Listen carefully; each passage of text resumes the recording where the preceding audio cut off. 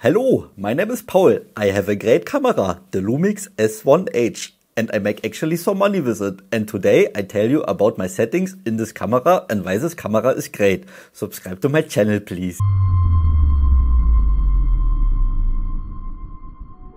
The Lumix S1H is a great camera. My name is Paul, I'm a German filmmaker dude, I'm a freelancer, I do commercial videos and photos, and I earn actually my living with my camera. And if you want to learn how to earn your living with your camera or etc., then subscribe to my channel. I have the Lumix S1H. Previously I had the Lumix S5, I still have the S5, it's filming me right now.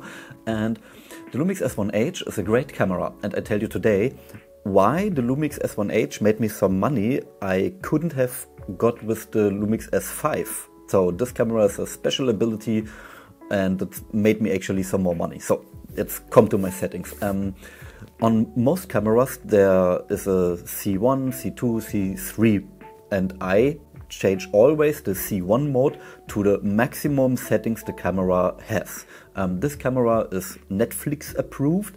I don't know, Netflix, some say that's an industry standard. Actually it's not. When you deliver Netflix some ultra amazing shots, they take what they can get. If it's amazing, storytelling is everything, but this camera has basically this Netflix settings. Netflix tests cameras on some way of dynamic range and everything, and this camera passed this test basically. So on this C1 mode I put this camera basically to the max. I choose to have one mode where I use this camera to the ultra max. This camera can shoot in 5.9K in 10-bit in long GOP obviously, and it can record this up to 30 FPS. I use it in 25 FPS and in vlog. That's my maximum settings. I use this because sometimes I just want to use it because I'm able to. I shot one project recently for a little client in 5.9K. It looks amazing. I do experience some blockiness in some colors. I don't know if the vlog settings were a little bit off, but I like the all intra codec more. Now we're on the Lumix S1H menu, and sorry for this bad old school screen recording. I use the Atomos Shinobi where you can not record the screen, only with the second camera, old school. And this is my 5.9K vlog setting. The C1 is my maximum camera setting basically, and that's on 5500 Kelvin because that's the normal white balance for daylight. In vlog is the native ISO 640 and 4000. I try to stick to these numbers. The included fan in this camera is basically set to automatic, and I shoot in 5.9K MOV in 420 10-bit. And on my little quick menu, the Q modus, I have here some menus which help me to produce some content quicker. That's the live pan and crop feature when I want to have some slide movements. When I work on a tripod, then sometimes I want to have these little slides which are 20 or 40 seconds. On the next menu I have basically my recording options. That's set now to MOV because that's the best container for me, and sometimes I switch to MP4 when I shoot some B-roll which are not so ultra important. On the next slide you wonder maybe why are two the same recording setups? One is here and one is here. That's actually my list because I like to use the all intra codec. The all intra codec is in my opinion much more powerful than the long GOP codec. Why? Because it runs better in your editing software. It's not so highly compressed, that's why it runs better. Compressed codecs are basically hard for your computer to decompress and to show in your editing software, and the all intra codec not. And that's a pretty nice codec. I have here all the all intra codecs, and when I want to shoot maybe on full HD or some S35 modus, I can switch it basically and have then a little changed setup. And on the other hand, I have here on top all the recording settings because sometimes a client needs maybe on the fly some 50 or 60 FPS footage, and then I can change that quickly without going actually into the menu. And on the next slide here, down here, I have basically the IBIS mode. Sometimes I turn it off when I work on a tripod, on a gimbal. I turn that off. You don't need always. the IBIS, because when you have a heavy rig, sometimes IBIS a little bit stupid to have, because sometimes you want good camera motion. Good, nice handheld motion is an art, and I think I like that pretty much. So I work most of the time handheld or on a tripod. And on the next slide, over here are my picture settings. Sometimes I shoot in Rec 7 or 9, sometimes I use the Cine-like Video 2 modus. When I shoot some really important stuff, I use Vlog, but sometimes I use the Cine-like V2 mode. And down here is a pretty cool thing.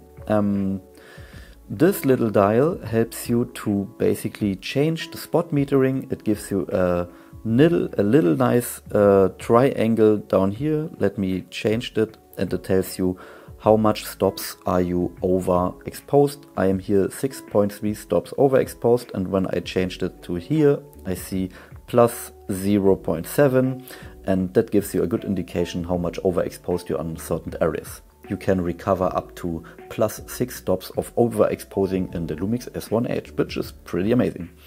On the next slide, here is very important my audio settings. I can then change my audio settings. Normally it's to minus 12 dB when I work with a normal microphone.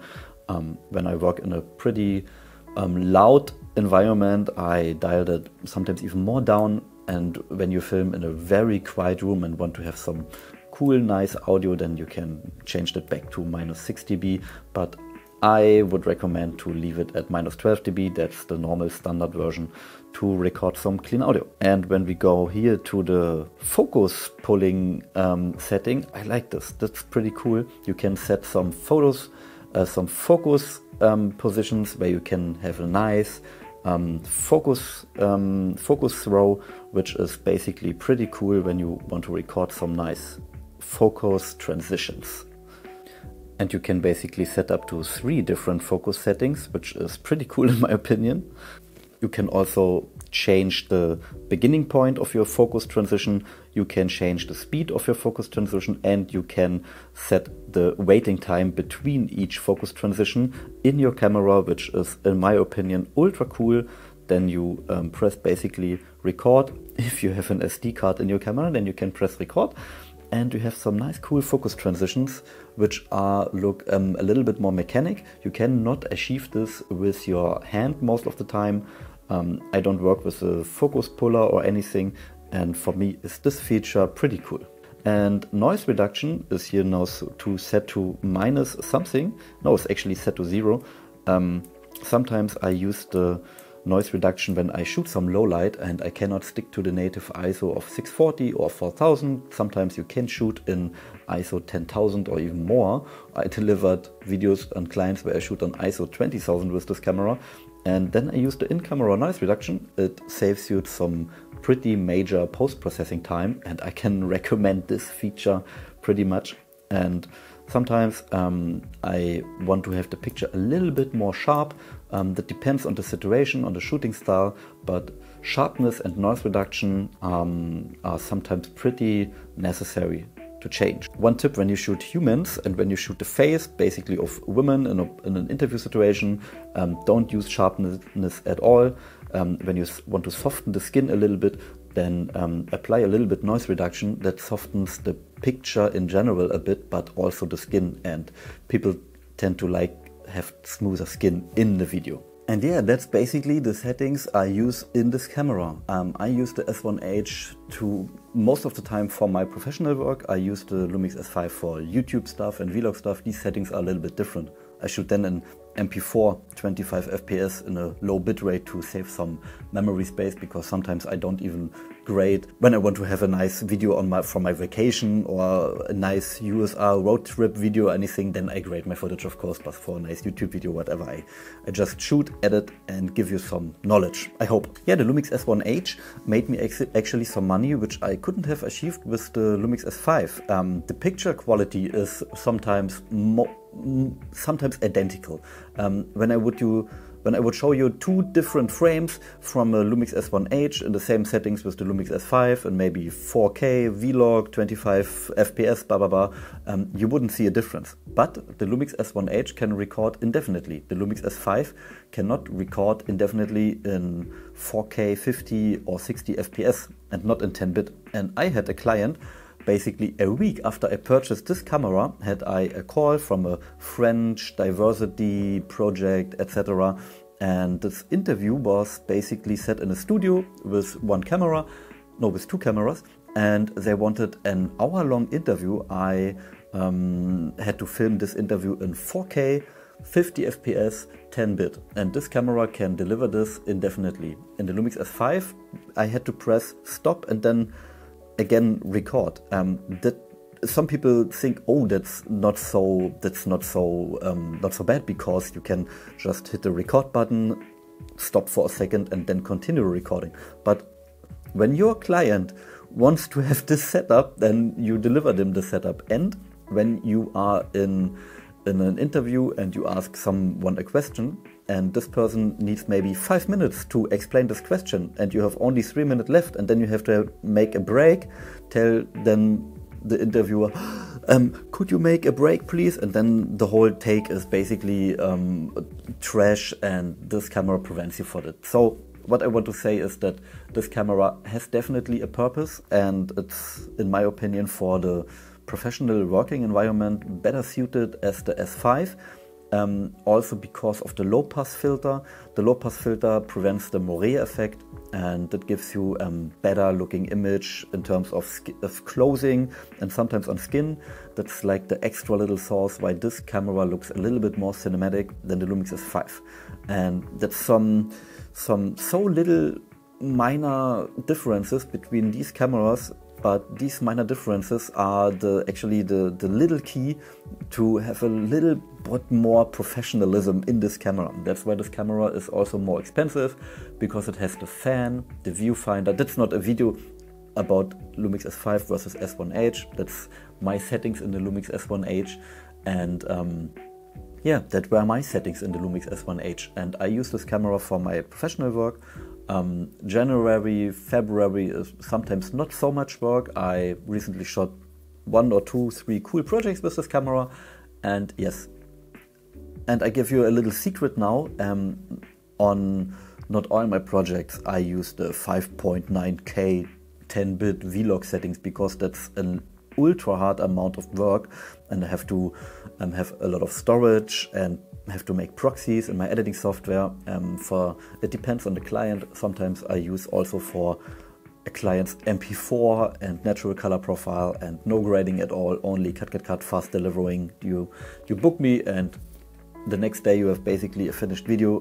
That's sometimes also a quality of a professional, that you have quick turnaround time. So maybe tell me your settings. What do you use in your professional cameras? And I didn't mention any autofocus settings, didn't I? Because I mostly never use autofocus. Autofocus in the Lumix cameras, the DFD system, is basically good for photos. It's really fast and snappy, not so good for videos. And I use 99% manual focus, because I want to be in charge of the picture. That's why I use manual focus. And I always can say, well, the cinema lenses are all manual. And that's a point to it, believe me. Good manual focus prevents you from these errors that the cameras can make, and I want to be responsible for every second of the frame. That's why I use the manual focus. So, thank you for watching. My name is Paul. That was a little quick video about my Lumix S1H. If you want to learn more about this camera, if you have any questions, then put it in the comments, and see you in the next video. Bye.